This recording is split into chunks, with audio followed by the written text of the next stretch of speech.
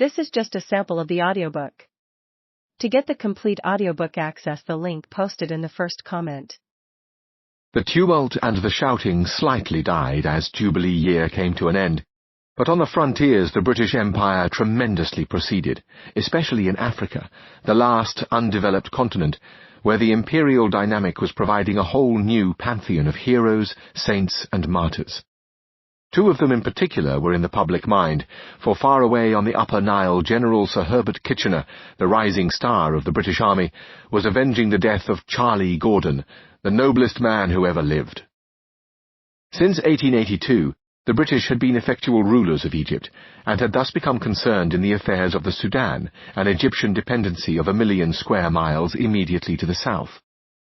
For years the Sudan had been in a state of rebellion under a fiery Sufi mystic who called himself the Mahdi, the leader, and who formally announced the end of time, a conception particularly unwelcome to the British just then.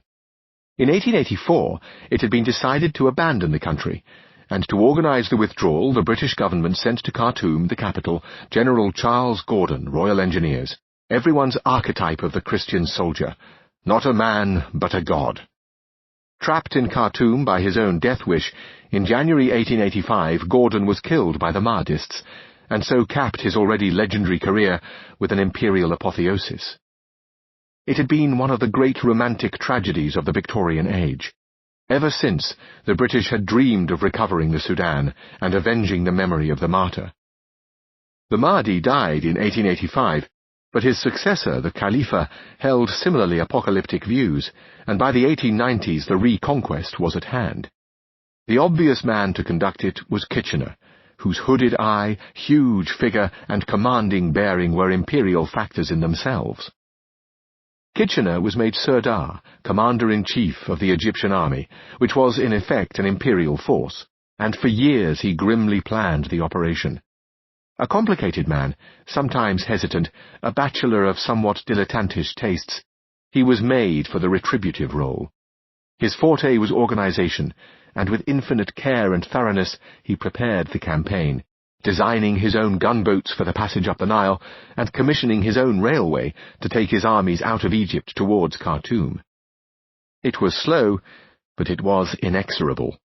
By the end of 1896, Kitchener had an army of 25,000 men, 8,000 of them British, the rest Egyptian and Sudanese, deep in the Sudan. His method of campaign was barbarically deliberate and symbolic. The soldiers went into action crying, "Remember Gordon!"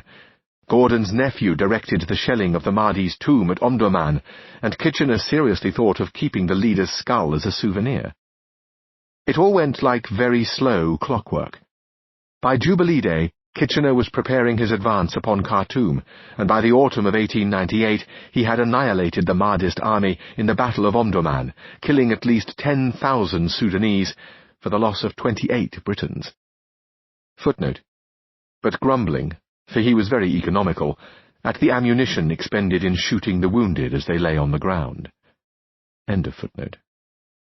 On the morning of Sunday, September 4th, 1898, he crossed the Nile into the ruined capital, where the shattered remains of Gordon's residency lay as a wreck of rubble and undergrowth beside the river. And there, in a famous Victorian moment, we shall join the conqueror ourselves.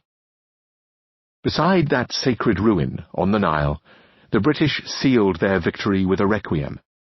Its altar was the residency itself, upon whose surviving walls, their windows still barricaded with bricks and sandbags, the Union Jack was triumphantly hoisted, together with a very much smaller Egyptian flag.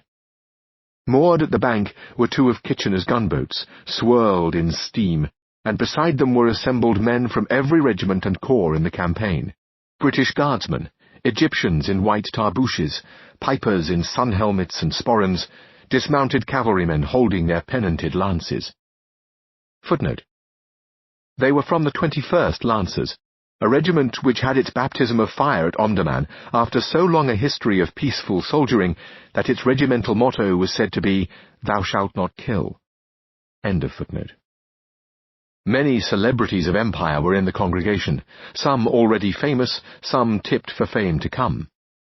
Colonel Reginald Wingate, Kitchener's brilliant intelligence chief, Colonel John Maxwell, the most promising younger officer of the Egyptian army, young Douglas Haig, its most dashing cavalryman. Brigadier Andy Wauchope of the Black Watch was there, the pride of Scotland.